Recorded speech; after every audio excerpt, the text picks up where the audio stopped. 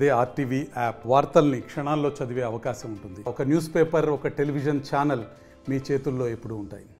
ఈరోజు మేము municipality commissioner వారి నిర్వాహకం వలన రోడ్డును పడి మూడో సాయంకాలం అవుతుంది. రెండు రోజులు అవబోతుంది. మూడో సాయంకాలం ఇది. మొత్తం అందరం కూడా రోడ్డును పడి ఉన్నాము. వాళ్ళకి ట్రేడ్ లైసెన్స్కి కావాల్సిన సర్టిఫికేట్స్ అన్నీ కూడా మేము వాళ్ళకి చూపించినా కూడా అది వాళ్ళు కన్సిడర్ చేయక ఆన్లైన్లో కట్టారు అలాగే ఇలాగా అనేసి వాళ్ళు రిజెక్ట్ చేసి సీజ్ చేయడం జరిగింది. అయితే ఇది ఎంతవరకు సబబని మేము ఈ టీవీ ముఖ్యంగా మేము అడుగుతున్నాం మున్సిపల్ కమిషనర్ గారిని. ధర్మాన టీవీఎస్ సంస్థ ఇది ఈరోజు నెలకొల్పబడింది కాదు, 22 సంవత్సరాల క్రితం నెలకొల్పబడింది. మాది ధర్మాన సంస్థలో ఇంచుమించు 300 కుటుంబాలు ఉన్నాయి. ఈ కుటుంబాలన్నీ కూడా ఈరోజు రోడ్డున పడి ఉన్నాయి. అయినా సరే అధికారులు ఎవరూ స్పందించడం లేదు. మేము ఈ కంపెనీ ద్వారా శ్రీకాకుళం, విజయనగరం, విశాఖపట్నం ఈ 3 జిల్లాల్లో ఈ ధర్మాన సంస్థలు మా కార్యకలాపాలు నిర్వహిస్తూ జిఎస్టీ రూపంలో సంవత్సరానికి 35 కోట్ల వరకు మేము చెల్లిస్తున్నాం. ఇలాంటి సంస్థని ఏదో చిన్న ట్రేడ్ సర్టిఫికేట్ ఆన్లైన్లో కట్టినా కూడా 2 సార్లు కట్టాం. 9,000 కట్టాము, 5,600 కట్టాము.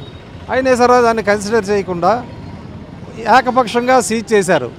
అయితే ఈ సీజ్ చేయడం అన్నది మాకు వీళ్ళు మున్సిపల్ కమిషనర్ వాళ్ళ సొంత నిర్ణయాలు కాకుండా బయట వీళ్ళకి ఎవరో ఒత్తిడి చేసి చేయడం వల్ల సీజ్ చేస్తున్నారనేటువంటి ఇదంతా కూడా బయట నుంచి మాకు వినిపిస్తుంది.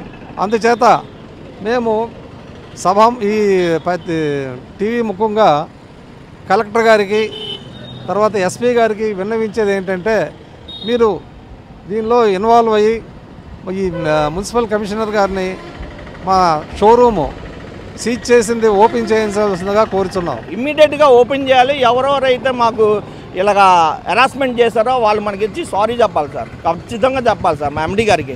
ఎందుకంటే ఇప్పుడు నేను చెప్పాను కదా, ఎగ్జాంపుల్ ఒకటి చెప్పాను, మనం ఏమైనా కట్టకపోతే మన దగ్గరికి వచ్చి కట్టించుకునే రోజులు, లేకపోతే ఆన్లైన్లో చేసుకునే రోజులు. అలాంటిది కేవలం ఒక్క ట్రేడ్ లైసెన్స్ కట్టలేదని మూసేయడం అనేది మటుకు కరెక్ట్ కాదండి. ఈ విషయం అందరికీ తెలియాలి. మొత్తం అందరికీ ఎంటైర్గా మొత్తం జిల్లా మొత్తం దేశం మొత్తం అందరికీ తెలియాలండి. అంటే ఇంత చీపుగా ఒక ప్రభుత్వ ఉద్యోగాలు ఈ రాజకీయ నాయకులు చెప్పే మాటలకి లోబడి ఇలాగ చేయడం అనేది కరెక్ట్ కాదండి. అది మటుకు నిజం చెప్తాను. దయించి మీ అందరు మీడియా వాళ్ళందరూ కలిసి మాకు దీనికి న్యాయం చేస్తారని అనుకుంటున్నామండి. మరిన్ని వీడియోస్ కోసం ఛానల్ ని సబ్స్క్రైబ్ చేయండి. లేటెస్ట్ అప్డేట్స్ కోసం వాట్సాప్ ఛానల్ ని ఫాలో చేయండి. అండ్ లింక్ డిస్క్రిప్షన్ లో ఉంది.